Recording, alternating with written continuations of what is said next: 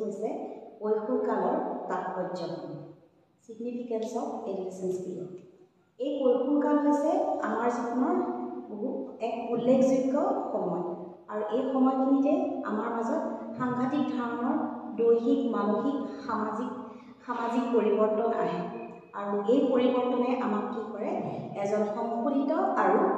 এজন পূৰ্ণ মানৱ সৃষ্টি কৰাত সহায় কৰে আমাৰ চাৰিটা স্তৰ শৈশৱকাল বাল্যকাল কৈশোৰকাল আৰু প্ৰাপ্তবয়স্ক কাল শৈশৱকাল হৈছে জন্মৰ পৰা 5 বছৰলৈ এই সময়সীমাখিনি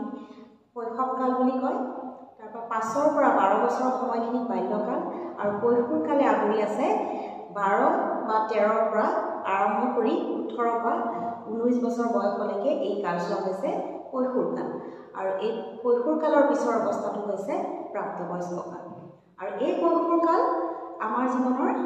এক উল্লেখযোগ্য সময় উল্লেখযোগ্য আৰু পৰিৱৰ্তনৰ সময় আৰু এইখিনি সময়ত এজন ব্যক্তিৰ মাজত সাংঘাতিক ধৰণে দেহ মানসিক পৰিৱৰ্তন হয় আৰু এই পৰিৱৰ্তনসমূহে আমাক এজন সংশোধিত আৰু পূৰ্ণ মানৱ হিচাপে সৃষ্টি কৰে আৰু কৈশোৰকাল আমাৰ জীৱনৰ যিটো মাধ্যমিক শিক্ষাৰ যিখিনি সময়সীমা এইখিনি কৈশোৰকালে সামৰি লৈছে আৰু আমি এইভাৱেও ক'ব পাৰোঁ যে কৈশোৰকাল হৈছে আমাৰ প্ৰাথমিক শিক্ষা আৰু উচ্চ শিক্ষাৰ মাজৰ যিখিনি স্তৰ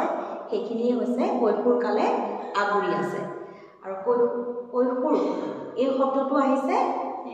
ইংৰাজী এডুলেশ্যন শব্দৰ পৰা আৰু এই এডুলেশ্যন শব্দটোৰ অৰ্থ হৈছে টু গ্ৰ' অৰ টু গ্ৰ' মেচুৰিটি আৰু কৈশোৰ কালক আমি টিনেজ বুলিও ক'ব পাৰোঁ এতিয়া মই প্ৰথমে আলোচনা কৰিম কৈশোৰ কালৰ বৈশিষ্ট্যসমূহ প্ৰথমে মই ইয়াতে পইণ্টখিনি আগুৱাইছোঁ যে দ্ৰুত দৈহিক বিকাশ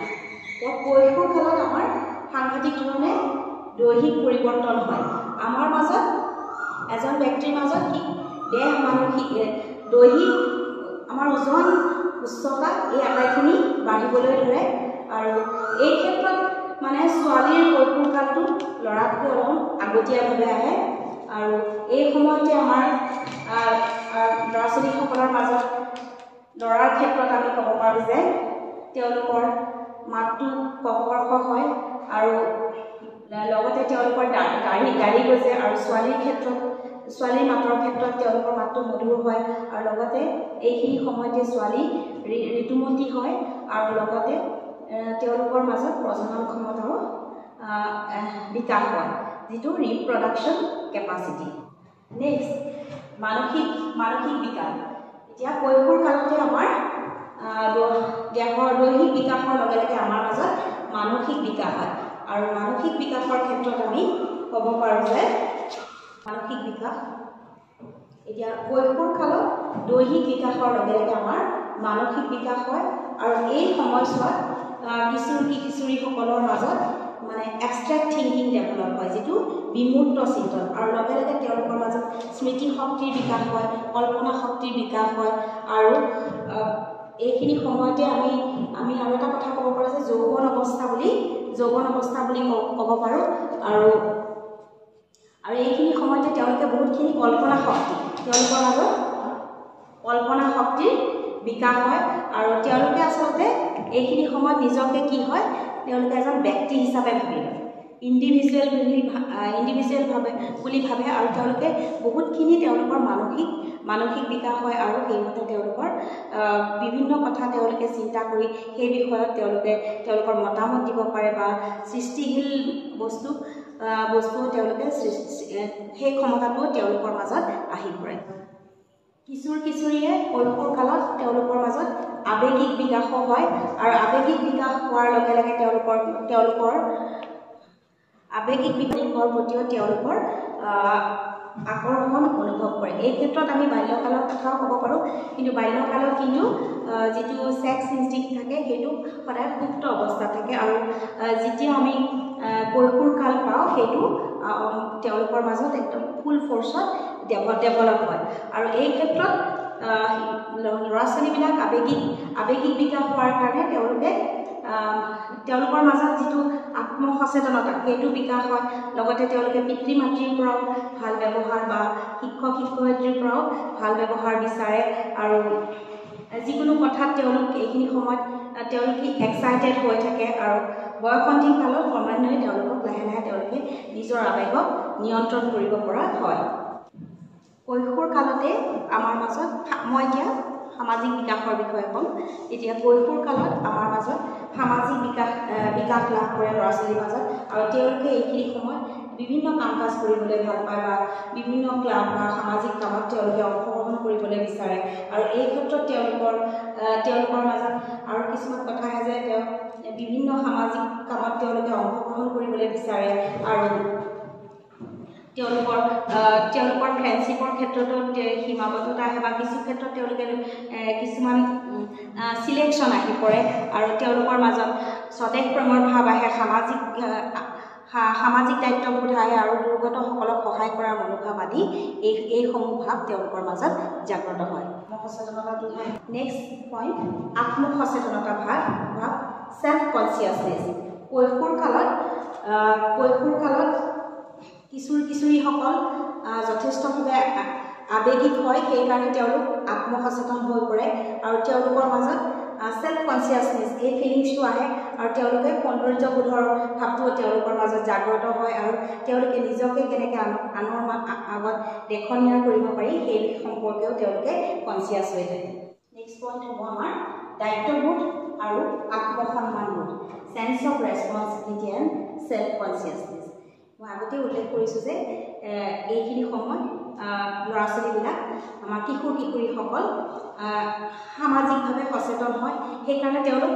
বহু পৰিমাণে তেওঁলোক দায়িত্বশীল ব্যক্তি হিচাপে নিজকে প্ৰতিষ্ঠিত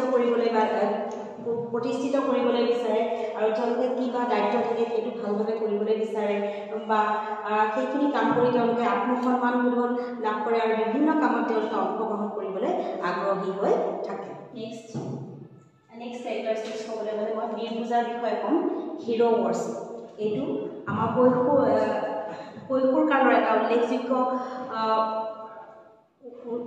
উল্লেখযোগ্য বৈশিষ্ট্য হৈছে যে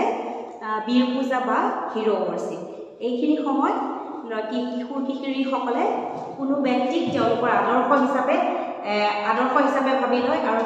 সেইজন হয়তো তেওঁলোকৰ টিচাৰ হ'ব পাৰে বা কোনো খেলুৱৈ হ'ব পাৰে বা চিনেমা এক্টৰ হ'ব পাৰে এনেধৰণৰ ব্যক্তিক তেওঁলোকে আদৰ্শ হিচাপে লয় আৰু সেইধৰণে তেওঁলোকৰ আৰ্হিতে নিজৰ জীৱনটো চলাই যাবলৈ বিচাৰে সেইকাৰণে আমি শিক্ষক শিক্ষয়িত্ৰী বা মাক দেউতাকে এই ক্ষেত্ৰত আমি কনচিয়াছ হ'ব লাগিব যাতে আমি এটা ভাল আদৰ্শ আমি ল'ৰা ছোৱালীৰ আগত দাঙি ধৰিব পাৰোঁ কাৰণ ল'ৰা ছোৱালীয়ে সদায় অনুকৰণ কৰে কৈশোৰ কালৰ এতিয়া অন্যতম বৈশিষ্ট্য হৈছে এটা যৌন চেতনা যিটো ছেক্স কনচিয়াছনেছ আগতে মই কৈছোঁ যে বাল্যকালত আমাৰ ল'ৰা ছোৱালীৰ মাজত যৌন জীৱনটো সুপ্ত অৱস্থাত থাকে কিন্তু কৈশোৰ কাল অহাৰ লগে লগে আমাৰ তেওঁলোকৰ মাজত যৌন চেতনা জাগ্ৰত হয় কিয়নো তেওঁলোকে এইখিনি সময়তে দৈহিকভাৱে প্ৰজনন ক্ষমতাও লাভ কৰে আৰু সেইকাৰণে এইখিনি সময়তে তেওঁলোকে কি হয় বিপৰীত লিংগৰ প্ৰতি তেওঁলোকৰ আকৰ্ষণটো বাঢ়ে আৰু এইখিনি সময় আমি সেইকাৰণে যৌন চেতনাৰ সময় বুলিও আমি ক'ব পাৰোঁ এতিয়া মই আলোচনা কৰিম দলীয় ভাৱৰ বিকাশ আমি আগতেও পাইছোঁ যে কৈশোৰ কালত আমি সামাজিকভাৱে সচেতন হৈ পৰোঁ আৰু এইখিনি সময়তে আমি সামাজিকভাৱে কাম কৰিবলৈ বিচাৰোঁ সামাজিকভাৱে একেলগ হৈ সকলোৱে মিলিজুলি আমি